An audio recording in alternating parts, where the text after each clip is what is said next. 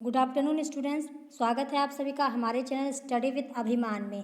तो आज मैं आपके लिए यूपी बोर्ड एग्ज़ाम 2021 के लिए क्लास 10th के लिए हिंदी की क्लास लेकर आई हूँ।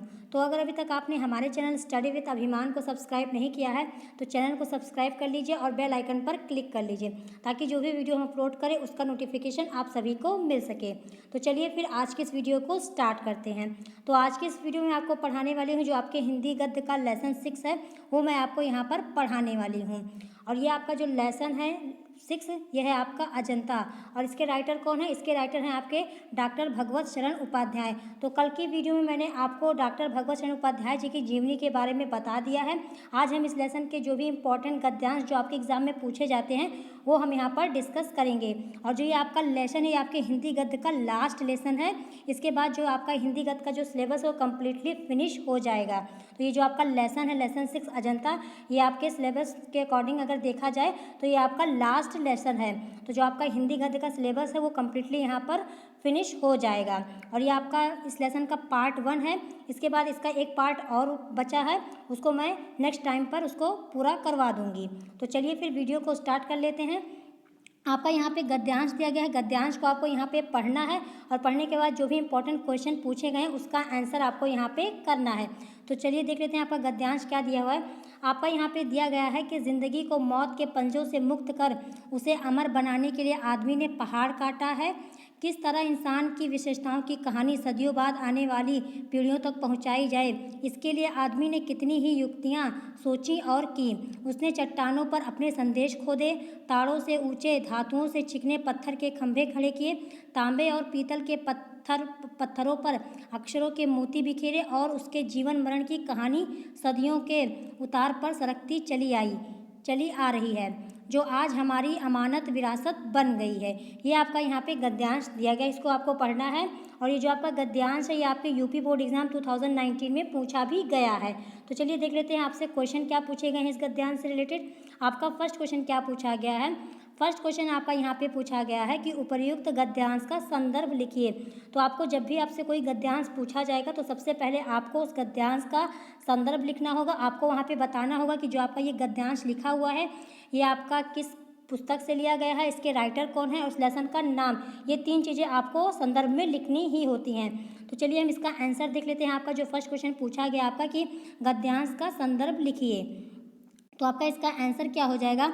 आपका यहाँ पे इसका आंसर हो जाएगा कि प्रस्तुत गद्यांश हमारी पाठ्य पुस्तक हिंदी गद्य में संकलित अजंता नामक पाठ से उद्धृत है। इसके लेखक डॉक्टर भगवत शरण उपाध्याय जी हैं। ये आपका हो जाएगा फर्स्ट क्वेश्चन का आंसर। आपको संदर्भ जो है इसी तरीके से लिखना है। संदर्भ में आपको 3 बातों का ध्यान रखना है। एक तो आपको लिखना होगा पाठ्य पुस्तक का नाम जो कि आपका हिंदी गद्य है। फिर इसके बाद जो आपका ये गद्यांश दिया गया ये किस लेसन से लिया गया है, जो है आपका अजंता। तो ये जो आपका गद्यांश है ये अजंता लेसन से, जो अजंता पाठ है आपका उससे ये लिया गया है। और इसके राइटर कौन है, इसके लेखक कौन है? तो इसके लेखक जो हैं डॉक्टर भगवत शरण उपाध्याय जी जो हैं इसके लेखक हैं। तो इन 3 चीज़ों को आपको संदर्भ के अंदर लिखना होगा। तो ये आपका हो गया फर्स्ट क्वेश्चन का आंसर। अब चलिए देखते हैं नेक्स्ट आपसे क्या पूछा गया है। नेक्स्ट आपसे यहाँ पे पूछा गया है कि गद्यांश के रेखांकित अंश की व्याख्या कीजिए। यानी जो आपका यहाँ पे गद्यांश लिखा हुआ है जिस भी लाइन के नीचे अंडरलाइन की गई है उसकी व्याख्या आपको यहाँ पे बतानी है। तो आप यहाँ पर देख पा रहे हैं आपका यहाँ से ज़िंदगी को मौत के पंजों से लेकर आपका सोची और की यहाँ तक अंडरलाइन किया गया है। तो यहाँ तक की व्याख्या आपको यहाँ पर बतानी है। तो चलिए देख लेते हैं आपका इसका आंसर क्या हो जाएगा। आपका यहाँ पे लिखा हुआ है रेखांकित अंश की व्याख्या। तो आपका यहाँ पर जो आपकी ये लाइन लिखी हुई इसमें क्या कहना चाह रहे हैं लेखक?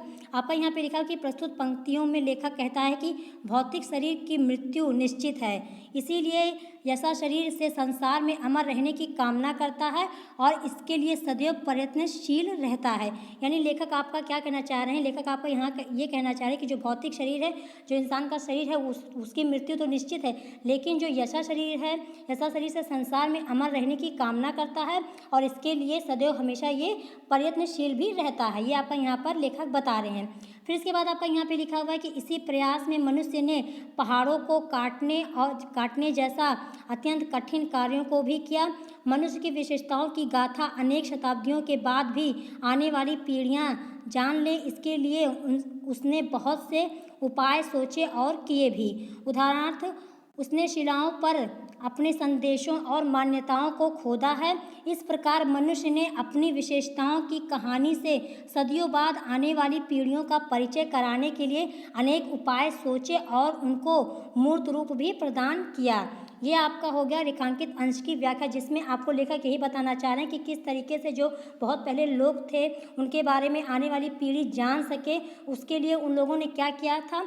उन्होंने कई शिलाओं का निर्माण किया था, शिलाओं पर अपने संदेश लिखे थे, तरह तरह की मूर्तियाँ बनाई गई थी ताकि जब आने वाली आगे पीढ़ी आए तो वो अपने इतिहास के बारे में, पीछे क्या हुआ था, कैसे लोग रहते थे, ये सारी चीज़ जान सकें। इसीलिए आपको यहाँ पर लेखक ने ये यहाँ पर इस गद्यांश के माध्यम से ये सारी चीज़ें आपको यहाँ पर बताई हैं कि जो हज़ारों साल पहले जो लोग रहते थे वो किस तरह से रहते थे, उनकी क्या विशेषताएँ थी, वो किस तरह से अपना कार्य करते थे, ये सारी चीज़ें आपको यहाँ पर बताई गई हैं। तो ये आपका हो गया सेकंड क्वेश्चन का आंसर। अब चलिए देखते हैं थर्ड आपका क्या पूछा गया इस गद्यांश से रिलेटेड। थर्ड क्वेश्चन आपका यहाँ पे पूछा गया है कि इंसान की विशेषताओं को पीढ़ियों तक पहुँचाने के लिए आदमी ने कौन सी युक्तियाँ सोची और की। ये आपसे थर्ड क्वेश्चन पूछा गया है। इसके अलावा जो आपका ये थर्ड क्वेश्चन आपका दूसरे तरीके से किस तरीके से पूछा जा सकता है, जैसा कि आपका यहाँ पे लिखा हुआ अथवा करके, आपका इस तरीके से भी पूछा जा सकता है कि इंसान की खूबियों को अगली पीढ़ियों तक पहुँचाने के लिए आदमी ने कौन कौन से उपाय किए। ये आपको यहाँ पे इस क्वेश्चन में पूछा गया है। तो चलिए इसका आंसर देख लेते हैं आपका क्या हो जाएगा। आपका यहाँ पे इसका आंसर हो जाएगा कि इंसान की विशेषताओं को पीढ़ियों तक पहुँचाने के लिए आदमी ने चट्टानों पर अपने संदेश खोदे, चिकने पत्थर के खंभे गढ़े, तांबे के, पीतल और पत्थरों पर अक्षरों के मोती बिखेरे, जो सदियों से सरकती चली आ रही है, जो हमारी अमानत विरासत बन गई है। ये आपका हो जाएगा थर्ड क्वेश्चन का आंसर। अब चलिए देख लेते हैं आपका इस लेसन का जो नेक्स्ट गद्यांश कौन सा दिया गया है।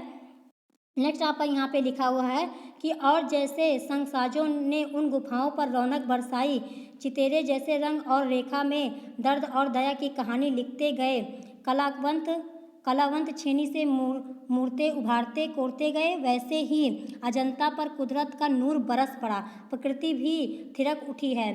बम्बई के सूबे में बम्बई और हैदराबाद के बीच विंध्याचल के पूर्व पश्चिम दौड़ती पर्वतमालाओं से निचौधे पहाड़ों का एक सिलसिला उत्तर से दक्षिण चला गया, जिसे सह्याद्री कहते हैं। अजंता के गुहा मंदिर उसी पहाड़ी जंजीर को सनात करते हैं। ये आपका यहाँ पे गद्यांश दिया गया है और ये गद्यांश आपके यूपी बोर्ड एग्जाम 2015 में पूछा भी गया है।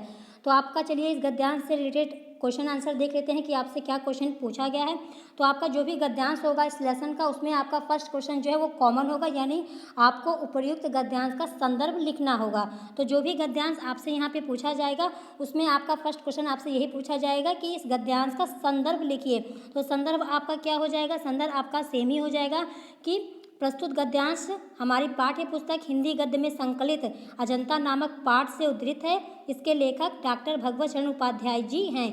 ये आपका हो जाएगा फर्स्ट क्वेश्चन का आंसर, जो कि आपको गद्यांश का संदर्भ बताना था। ये आपका हो गया। अब इसके बाद आपसे पूछा गया सेकंड क्वेश्चन। सेकंड क्वेश्चन आपसे क्या पूछा गया है कि गद्यांश के रेखांकित अंश की व्याख्या कीजिए, यानी जो आपका यहाँ पे जिस भी लाइन के नीचे अंडरलाइन की गई है उसकी व्याख्या आपको यहाँ पे बतानी है। यानी आपका यहाँ चितेरे जैसे रंग से लेकर आपका किया गया है वह थिरक उठी, यहाँ तक की व्याख्या आपको यहाँ पे बतानी है। तो चलिए इसका आंसर देख लेते हैं क्या हो जाएगा।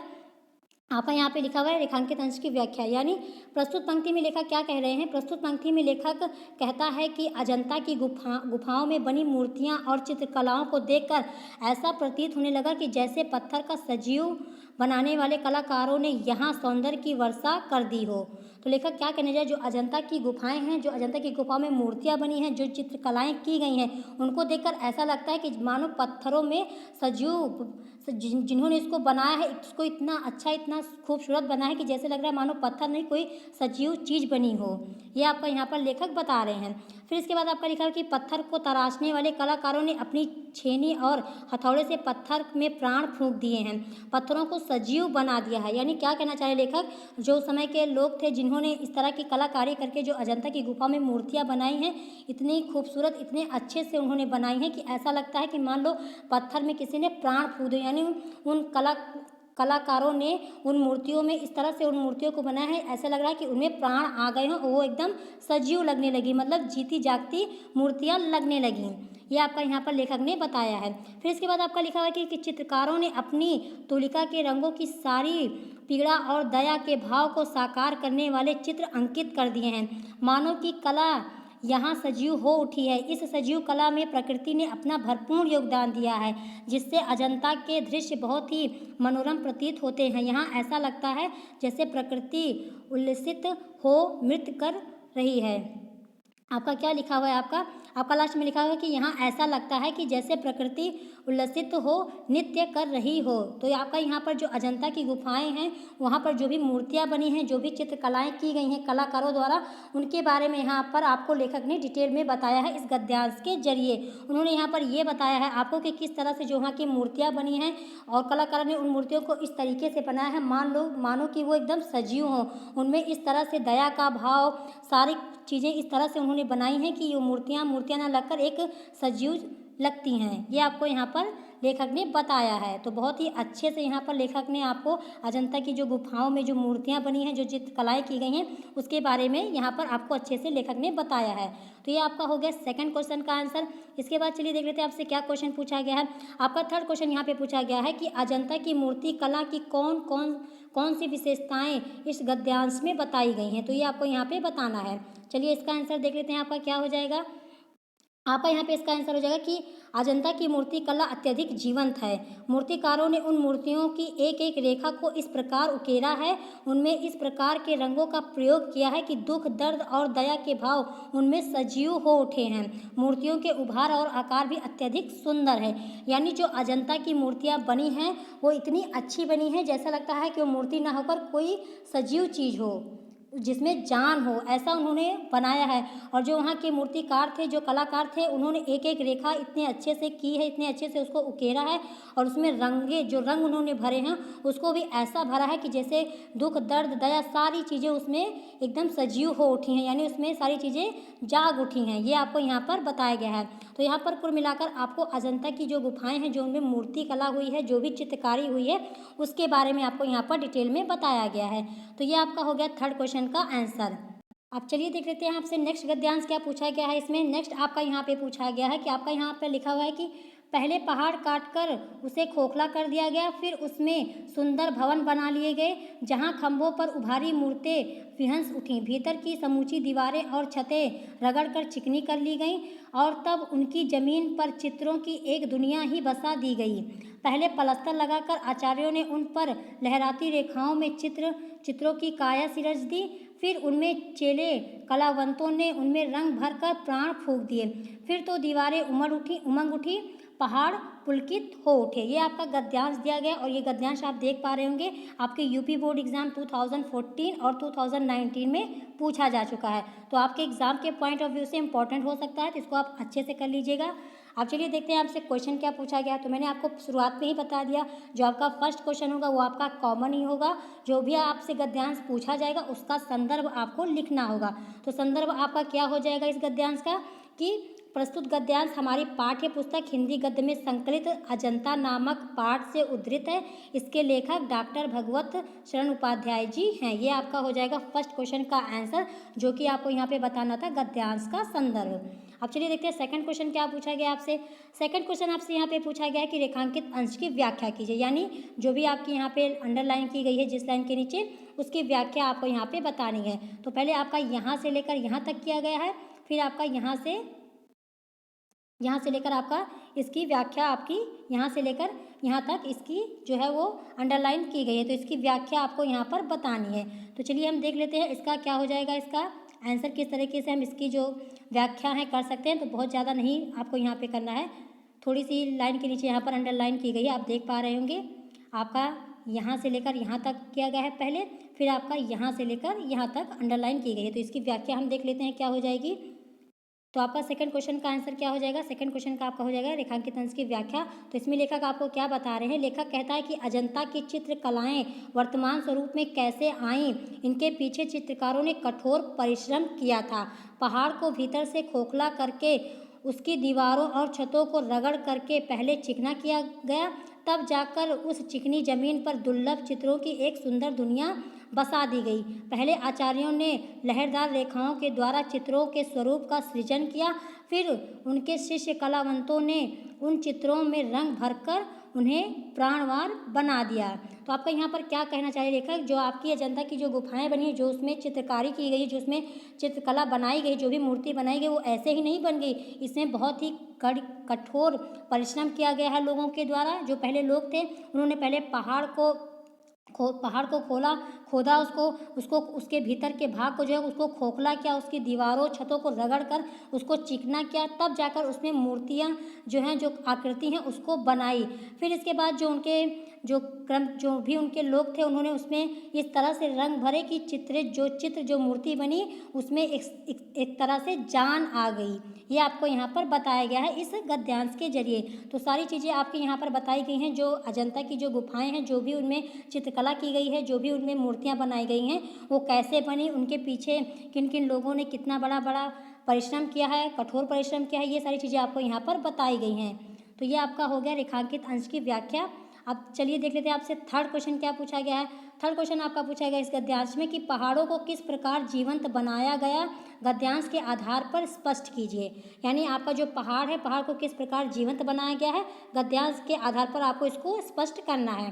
तो चलिए इसका आंसर देख लेते हैं। आपका क्या हो जाएगा, आपका यहाँ पे इसका आंसर हो जाएगा कि निर्जीव पहाड़ों को प्राणवान जीवंत बनाने में कलाकारों को कठोर परिश्रम करना पड़ा है। पहाड़ों को भीतर से खोखला करने के बाद दीवारों छतों को रगड़ कर चिकना बनाया गया।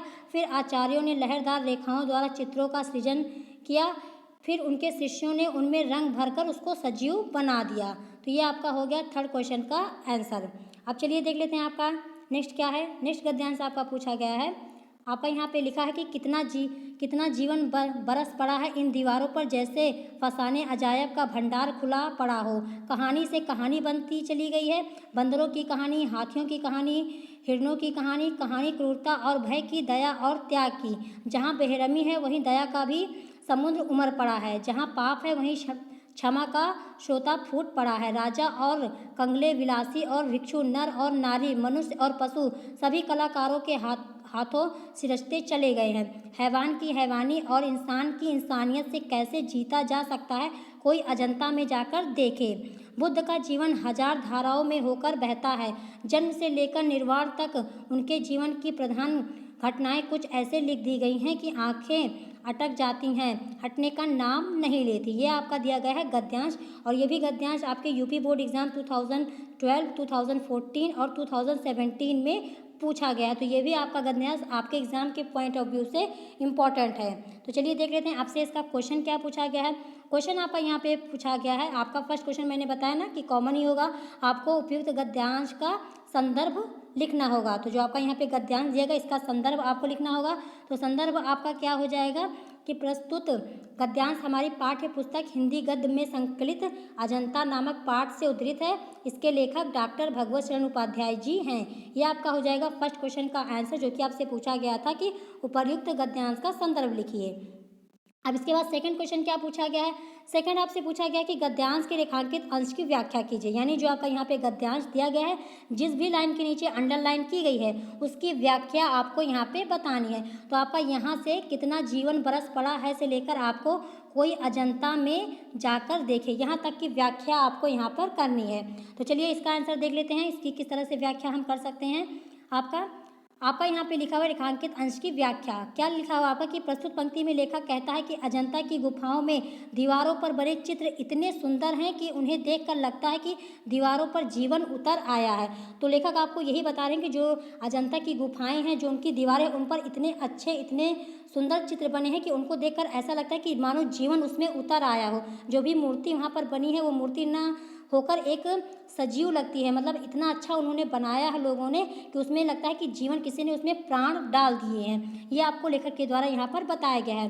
फिर इसके बाद आपका लिखा हुआ है कि अजंता के इन भित्ति चित्रों में आश्चर्यजनक कथा कहानियाँ सिमटी हुई हैं। चित्रों का एक दूसरे से ऐसा सामंजस्य है जैसे कि एक चित्र की कहानी से दूसरे चित्र की कहानी जुड़ी हुई हो। सभी कहानियाँ श्रृंखलाबद्ध हैं। यदि जानवरों की कहानियाँ हैं तो उनमें बंदरों की कहानियाँ, हाथियों की कहानियाँ, हिरणों की कहानियाँ आदि की श्रृंखला बन गई है। मानवीय भावों को प्रदर्शित करने वाली कहानियों में क्रूरता और भय की, दया और त्याग की कहानियाँ चित्रित हैं। इस श्रृंखला में यहाँ निर्दयता को चित्रित किया गया है, वहीं दया की कहानियों का भी सुंदर चित्रण है। मानो दया का सागर ही यहाँ उमड़ आया है। जहाँ पाप का चित्रण है वही क्षमा का भी चित्रण है। मानो क्षमा का अनंत स्रोत वहाँ से निकला है। निर्दयी की निर्दयता और मनुष्य की मनुष्यता से कैसे जीता जा सकता है, इसके लिए अजंता के चित्र को देखें। ये आपको यहाँ पर बताया गया, यानी आपको यहाँ पर ये बताया गया जो अजंता की गुफाओं में जो भी चित्रकारी, जो भी मूर्तियाँ बनाई गई है, उनमें कई तरह की कहानियाँ भी बताई गई हैं और उन मूर्तियों को इस तरह से बनाया गया है कि सारी कहानियाँ जो हैं वो श्रृंखलाबद्ध है, यानी एक के बाद एक मूर्तियाँ जो बनी हैं वो एक दूसरे से कहीं ना कहीं जुड़ी हुई हैं। तो चाहे वो आपका जानवरों की कहानियाँ हो या मनुष्य के भावों की, यानी जो भी क्रूरता, भय, दया, त्याग, ये सारी कहानियाँ हो, तो ये सारी चीज़ें भी आपको वहाँ पर बताई गई हैं। अगर आपको इस तरह की चीज़ें देखनी है, आपको इन चीज़ों के बारे में जानना है, तो आपका इसका सबसे बड़ा उदाहरण क्या हो जाएगा, आपका अजंता की गुफाओं में बनी हुई मूर्तियाँ, उनको आपको देखना पड़ेगा। ये आपको यहाँ पर लेखक ने बताया है। तो ये आपका हो गया सेकंड क्वेश्चन का आंसर, जो कि आपको गद्यांश के रेखांकित अंश की व्याख्या बतानी थी। अब चलिए देखते हैं थर्ड आपसे क्या पूछा गया। थर्ड क्वेश्चन आपसे यहाँ पे 2 क्वेश्चन आपके यहाँ पे पूछे गए हैं थर्ड क्वेश्चन में, आ और बा करके। तो आ क्वेश्चन आपसे क्या पूछा गया है कि दीवारों पर बने चित्र किन किन से संबंधित हैं, ये आपका पूछा गया है आ क्वेश्चन। तो चलिए इसका आंसर देख लेते हैं क्या हो जाएगा आपका इसका आंसर हो जाएगा कि दीवारों पर बने चित्र राजा, कंगले, भिक्षु, नर नारी, मनुष्य और पशु से संबंधित हैं। उनमें हैवान की हैवानियत को मनुष्य की मनुष्यता से कैसे जीता जा सकता है दर्शाया गया है। ये आपका हो गया इसका आंसर। अब इसके बाद इसमें दूसरा क्वेश्चन आपका क्या पूछा गया है, बा वाला। तो बा वाला आपसे पूछा गया कि कलाकारों ने किसके जीवन का चित्रांकन किया है, ये आपसे यहाँ पे पूछा गया है। तो चलिए इसका आंसर देख लेते हैं क्या हो जाएगा आपका यहाँ पे इसका आंसर हो जाएगा कि कलाकारों ने बुद्ध के जीवन की प्रधान घटनाओं का ऐसा चित्रांकन किया है कि आंखें अटक जाती हैं, हटने का नाम नहीं लेती। ये आपका हो जाएगा इस क्वेश्चन का आंसर। तो आज की इस वीडियो में मैंने आपको इस सेशन के जो भी इम्पोर्टेंट गद्यांश थे, उनसे रिलेटेड जो भी क्वेश्चन पूछे गए थे, सारे मैंने आपको सॉल्व करा दिए हैं। तो अभी भी इस सेशन के कुछ इंपॉर्टेंट गद्यांश बचे हैं, वो मैं आपको नेक्स्ट वीडियो में कंप्लीट करवा दूंगी। फिर इसके बाद जो आपका हिंदी गद्य है, ये पूरी तरह से कम्प्लीटली फिनिश हो जाएगा। इसका सिलेबस जो है वो पूरी तरह से फिनिश हो जाएगा। फिर इसके बाद हम जो है आपका हिंदी में जो काव्य है उसको स्टार्ट करेंगे। तो कई सारे स्टूडेंट जो हैं सिलेबस को लेकर काफ़ी टेंशन में रहते हैं कि सिलेबस कैसे कंप्लीट होगा। तो सिलेबस की चिंता आप लोग बिल्कुल ना करिए, आपका सिलेबस जो है बहुत जल्दी खत्म हो जाएगा। देखिए आपका हिंदी का सिलेबस यहाँ पे कंप्लीट ही होने वाला है और इंग्लिश का भी आपका सिलेबस जो है लगभग कंप्लीट होने वाला है। तो सिलेबस को लेकर आप लोग बिल्कुल भी टेंशन ना लीजिए। तो अगर आज की इस वीडियो में आपको कोई चीज़ ना समझ में आई हो या आपका कोई क्वेश्चन हो तो आप कमेंट सेक्शन में पूछ सकते हैं। और अगर आज की वीडियो आप सबको पसंद आई हो तो वीडियो को लाइक करना, शेयर करना और हमारे चैनल स्टडी विद अभिमान को सब्सक्राइब करना मत भूलिएगा। तो आज की वीडियो में इतना ही। Thanks for watching.